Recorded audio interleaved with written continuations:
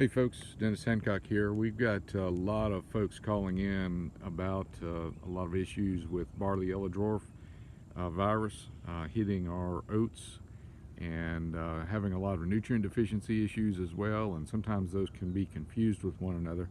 So I'm out here today, actually happen to be in Tifton, just looking at one particular field and wanted to kind of show you some of what we're seeing. A lot of these issues are most likely fertility related, but occasionally when we get this type of yellowing and then also the red leaf, that is a telltale sign most often of either phosphorus deficiency or issues with barley yellow dwarf. So I just wanted to let you know that is one of the things that we're starting to see and getting a lot of calls about.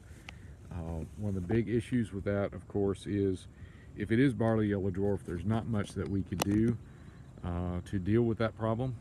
We really have a lot of tools in the toolbox if it's fertility related, but as far as a virus and recovery from virus, we just aren't going to see much of an improvement there.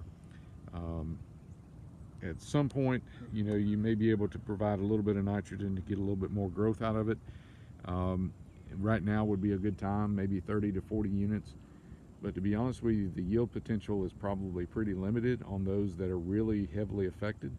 This is not a field that I would consider to be heavily affected at all by barley yellow dwarf. In fact, I would say it's very, very minor, but there are cases that we're running into where we're seeing a lot. So just as an FYI, be on the lookout for that. Barley yellow dwarf, as a reminder, is vectored by the bird cherry oat aphid. That aphid is very active, particularly in late November, December time frame. So the damage was done back then. Not much that we can do about it now. Even protecting it now may be kind of a wash. So just be aware that it's out there and address any fertility issues that you need to at this point.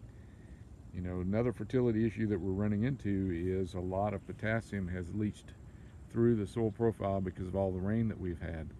So you might want to maybe even take a plant tissue analysis just to determine if your potash levels are low or if your phosphorus levels are low. Those could be low too, just because the temperatures have been relatively cool and the ground has been saturated for so many days here.